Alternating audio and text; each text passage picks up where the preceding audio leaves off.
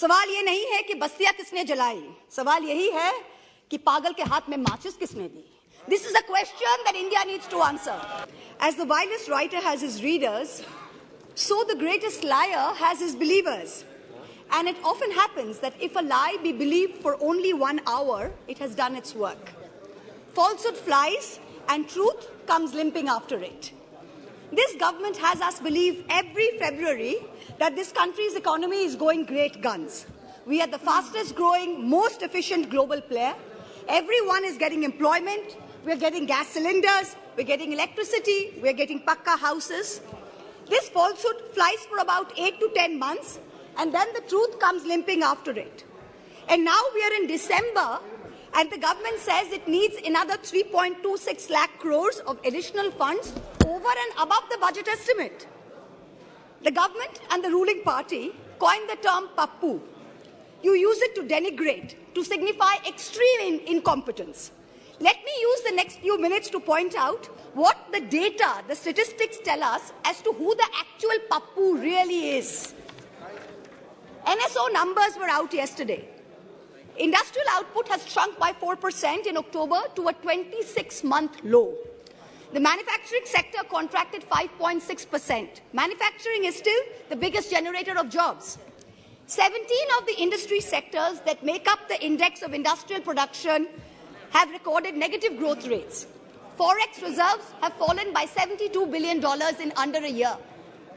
The Honourable Finance Minister yesterday during question hour mentioned how apparently 50% of FII inflows into emerging markets are coming into India. Wonderful. But her colleague, the Minister of State for External Affairs, just last Friday, in response to a question in this very House, stated that almost 2 lakh people, 1,83,741 people, renounced their Indian citizenship in the first 10 months of 2022. This exodus in 2022 takes the total number of Indians renouncing Indian citizenship under this government in the past 9 years since 2014 to over 12.5 lakh people. This year has already seen more people giving up Indian citizenship than any single given year. High net worth individuals are willing to pay up to $1 million to get citizenship of Portugal, of St. Kitts, of Greece. Is this the sign of a healthy economic environment? Of a healthy tax environment? Who's the pappu now? There is an atmosphere of terror in this country with the sword of the Enforcement Directorate hanging over businessmen and high net worth individuals. The ruling party buys lawmakers for hundreds of crores, and yet members of the opposition represent 95% of lawmakers under investigation by the Enforcement Directorate. But forget politicians. They're tough. They can fend for themselves. Businessmen and high net worth individuals are soft targets.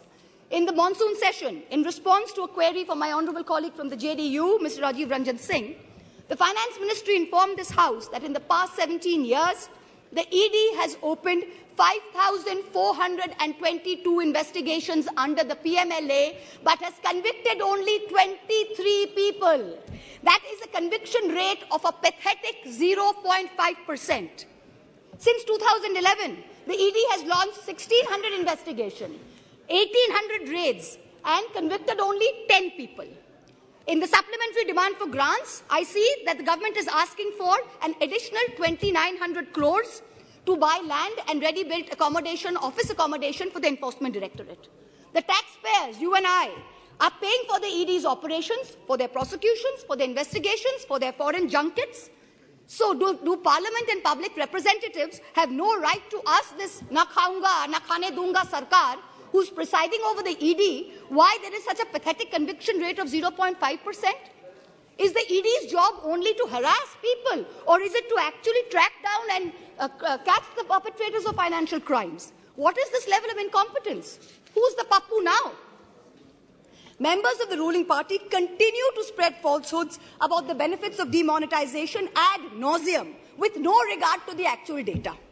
You have not achieved the goals of a cashless digital economy. You have not achieved the goals of phasing out fake currency, even after 6 years of your dhamaka announcement. Currency in circulation has doubled from 18 lakh crores in November 2016 to 32 lakh crores in November 22. Cash management company CMS's cash index for ATM hit an all-time high this Diwali. Cash is still king. Demonetization did not achieve any of the 3 targets. Who's the pappu now? I've been reviewing the demand for additional grants, and there are various items in it that are shocking. From a total subsidy request of 1,09,000 crores in March, the Department of Fertilizers has asked for an equal amount in the supplementary request. Just urea alone is accounting for 86,000 crores. Phosphorus and potassium are controlled because they are nutrient-based subsidies. What is this government doing to stem the overuse of urea, which is killing the soil, killing productivity, and killing our health? What the soil needs is balanced use of fertilizers. Bengal has been promoting a balanced fertilizer blend of major fertilizers. And now we are suffering because the center is starving us of the most popular mix of NPK, which is the basal application for potato. During November 22, Bengal asked for a certain amount, and only 33% of our demand for balanced fertilizers was met by the center. Most of the urea-based subsidy is going to GAIL, because GAIL supplies the maximum gas to the fertilizer sector. When are we going to see the much-promised reform and competition in this natural gas sector? When are we going to see the promised transmission system operator, the unbundling of GAIL? Is the government hiding and protecting GAIL under the garb of providing urea subsidies to people? Nearly 2,000 crores supplementary demand is for large industry, whereas only 233 crores is for the MSME sector. But the MSME sector accounts for 90% of jobs in the industrial sector. These are very distorted priorities.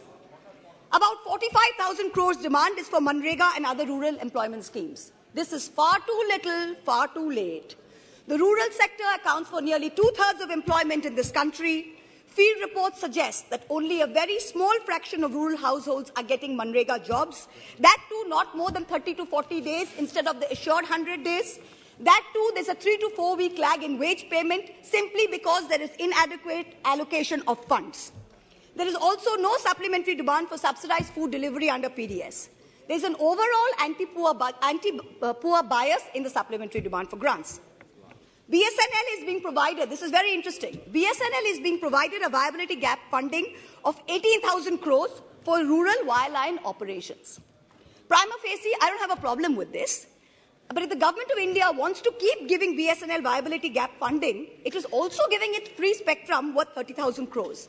Then why not make BSNL free roaming rural for everybody? If I'm not a BSNL user, I'm an Airtel user. I am paying for BSNL's free spectrum. It is not only BSNL subscribers who are paying for it. So if Airtel has poor network in a rural area, why can my phone not latch on to BSNL? Taxpayers are paying for this. Make it free for all in rural areas. The supplementary demand for grants will amount to an additional expenditure of about 4.36 lakh crores. This is going to raise the fiscal deficit above the target that you mentioned in the budget. So what is the government's additional revenue mobilization measures, especially non-tax revenue, that is going to make up the additional expenditure so we stay within the fiscal demand targets, fiscal deficit target?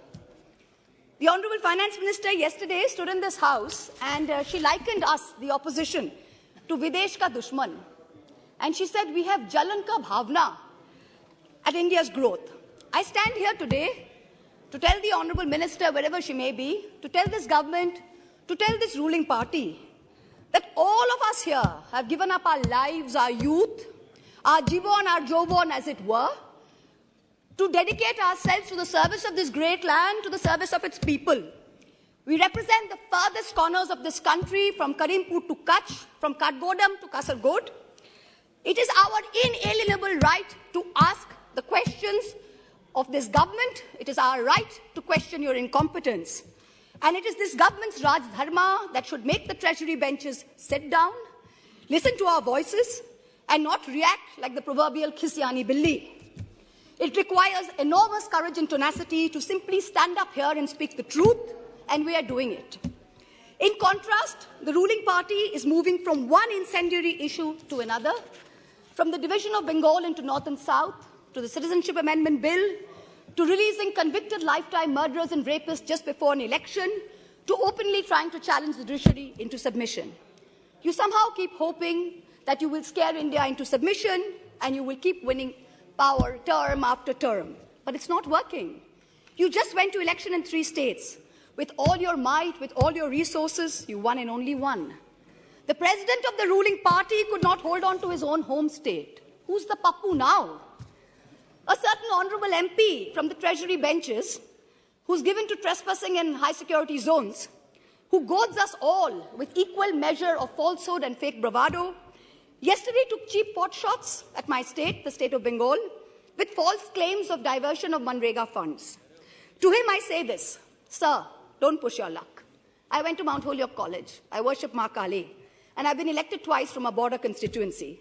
In your lingo, I say to you, and this is not unparliamentary, don't take panga. A certain Jari Booty Baba says publicly he likes women in saris, shalwars, and also nothing at all. In the presence of the wife of a deputy chief minister of the ruling party, hand on heart, ask yourselves, had any opposition leader said anything remotely similar, you would have been baying for their blood. The ruling party does not denounce it. There is no outrage. A convicted murderer and rapist is publicly giving sermons while out on parole, and leaders of the ruling party are listening to it. You do not have the moral clarity to call out right from wrong. Who's the pappu now? People tell me to keep quiet, to make peace in the name of soft Hindutva. I am Hindu, but I refuse to play soft anything.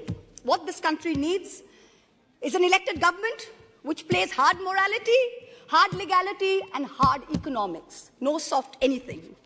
I urge this government and the finance minister to take control of the economy. And I urge the people of India to take control over who they give the reins of this country to. सवाल ये नहीं है कि बस्तियां किसने जलाई. सवाल यही है कि पागल के हाथ में माचिस किसने दी. This is a question that India needs to answer. Thank you very much. Jai Hind.